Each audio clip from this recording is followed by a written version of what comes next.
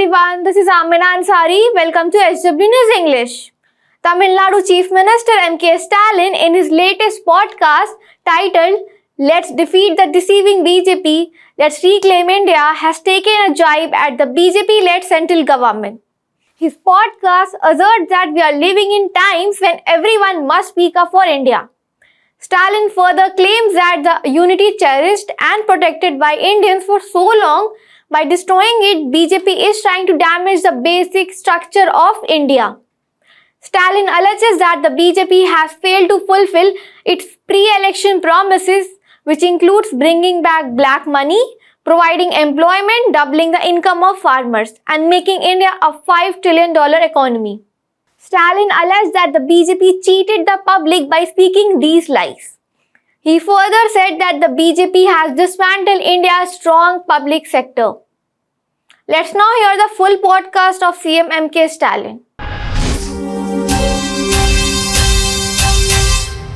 தமிழ்நாட்டின் முதலமைச்சரா இந்திய நாடாளுமன்றத்தின் மூன்றாவது பெரிய கட்சியான திராவிட முன்னேற்றக் கழகத்தோட தலைவராக இருக்கிற இந்த முத்துவேல் கருணாநிதி ஸ்டாலின் உங்கள ஒருவனா இந்தியாவுக்காக பேச போறதுதான் इस पॉडकास्ट श्रृंखला का यही उद्देश्य है। हम सब इंडिया के लिए बोलने को मजबूर हैं। समय समय से भारतीय जनता पार्टी इंडिया की मूल संरचना को नष्ट करने की कोशिश कर रही है। हम सबकी एकता की भावना को नष्ट कर रही है, जिसे इंडिया के हर एक नागरिक ने पोषित और संरक्षित किया है। 2014 में सत्ता में आई भारतीय जनता पार्टी अपने चुनाव से पूर्व किए गए किसी भी वादे को पूरा करने में विफल रही। विदेश से काला धन वापस लाएंगे और प्रत्येक नागरिक को 15 लाख रुपए देंगे।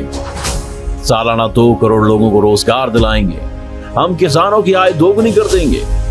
कोई भी बेघर नहीं होगा। इंडिया $5 ट्रिलियन की अर्थव्यवस्था बनेगा। इस तरह झूठ बोल बोलकर जनता को ठगा है। सत्ता के 10 साल पूरा होने को है, लेकिन एक भी वादा पूरा नहीं किया। गुजरात मॉडल के झूठे जुमले से सत्ता में आए नरेंद्र मोदी का तथाकथित मॉडल ही गायब है। द्रविड़ मॉडल की जो उपलब्धियां हमने आंकड़ों के साथ प्रस्तुत की हैं, तब से वो गुजरात मॉडल पर बात करना ही भूल गए। ये एक तरफ है, तो दूसरी तरफ उन्होंने इंडिया के सार्वजनिक क्षेत्र के ढांचे को खराब व खंडित कर दिया है, जो कि पहले अच्छा था। बीजेपी इसे अपने करीबी व्यापारियों को हस्तांतरित करने का प्रयास कर रही है। समग्र रूप से इंडिया के लोगों का कल्याण सिर्फ कुछ ही लोगों के कल्याण तक सीमित रह गया है। सरकारी स्वामित्व वाली एयर इंडिया अब निजी कंपनी को बेच दी है। पूरे इंडिया के हवाई अड्डे और बंदरगाह निजी हाथों में जा रहे हैं। जैसे कि प्रधानमंत्री मोदी ने कहा, किसानों की आय दोगुनी नहीं हुई है और गरीबों के जीवन स्तर में भी कोई सुधार नहीं हुआ। ये सब छुपाने के लिए धर्म की आड़ लेते हैं। लोगों की धार्मिक भावनाओं को भड़काकर अपनी राजनीति चमकाते हैं। 2002 में भाजपा ने गुजरात राज्य में हिंसा और नफरत के बीज बोए। 2023 में पूर्वोत्तर राज्य मणिपुर और हरियाणा में भड़की सांप्रदायिक आग की वजह से निर्दोष लोगों की जान और माल की हानि हो रही है। अगर हमने इसे अभी नहीं रोका तो इंडिया को कोई नहीं बचा पाएगा। जब भी इंडिया की बहुआयामी प्रकृति, संघवाद और लोकतांत्रिक गरिमा को खतरा हुआ है, तो डीएमके हमेशा यथास्थिति के लिए अग्रणी रही है। यही You should take the DMK as the spearhead of the opposition to the unitary nature. ऐसे अन्नादुराई जी ने राज्यसभा में नारा लगाया था। कलेक्टर करुणानिधि जी ने न सिर्फ कहा था कि तमिलनाडु में होने के बावजूद हमारी पार्टी को समस्त इंडिया के लिए आवाज उठाने वाली पार्टी के रूप में उभरना होगा, बल्कि उन्होंने शासन में भी बदलाव लाकर दिखाया। DMK वो आंदोलन है जिसने प्रधानमंत्री और राष्ट्रपतियों को जन्म दिया। अब फिर एक ऐतिहासिक कर्तव्य हमारे आगे खड़ा है। 2024 के चुनाव का मुद्दा ये नहीं कि कौन सत्ता में आएगा, बल्कि ये है कि कौन सत्ता में नहीं आना चाहिए। 9 साल पहले से भाजपा शासन के दौरान कोई घोटाले हुए, उन्होंने सभी राज्यों को बर्बाद कर दिया है। जीएसटी ने सभी राज्यों के वित्तीय अधिकार छीन लिए। इस प्रकार तमिलनाडु ने वित्तीय स्वायत्तता अधिकार खो दिया है। राज्य द्वारा जीएसटी मुआवजा को अगले 2 वर्ष के लिए बढ़ाने के बार बार अनुरोध के बावजूद केंद्र सरकार ने इसे स्वीकार नहीं किया। तमिलनाडु करों के माध्यम से केंद्र सरकार को सालाना बड़ी धनराशि देता है। वही तमिलनाडु की केंद्र सरकार को कर राजस्व के रूप में भुगतान किए गए प्रति 1 रुपए के लिए सिर्फ 29 पैसे वापस किए गए।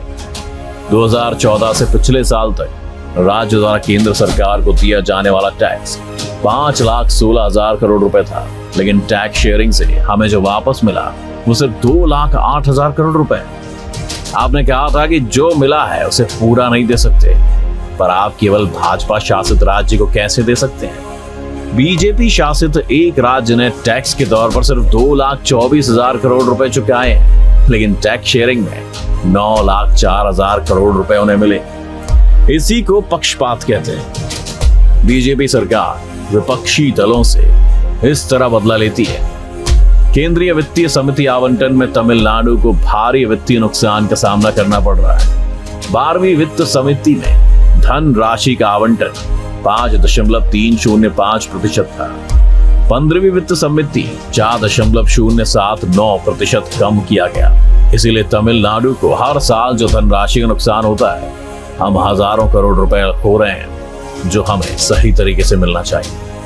कई परियोजनाओं के लिए बड़ा हिस्सा राज्य सरकार द्वारा प्रदान किया जाता है, लेकिन केंद्र सरकार बस खुद ही श्रेय लेना चाहती है। अंतिम 9 वर्षों में तमिलनाडु के लिए कोई भी पंजीकृत योजना नहीं दी गई। राज्य से बदला लेने वाली बीजेपी सरकार की हरकत है। जनता को सीधे लाभ पहुंचाने वाली राज्य सरकारों को बर्बाद करना ही बीजेपी का उद्देश्य है। इसी तरीके से चलकर ये पूरे इंडिया को बर्बाद करना चाहते हैं।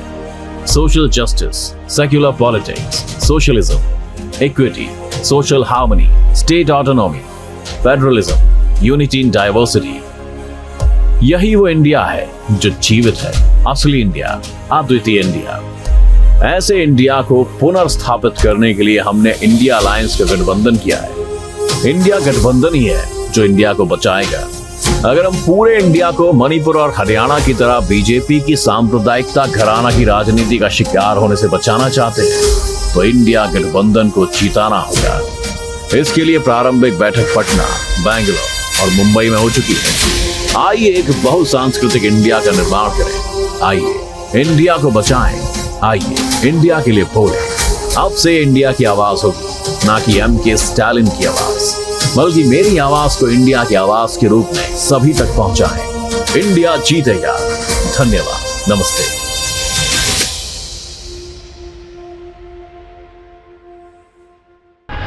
That's all for this news report. For more such news and updates, subscribe to SW News English.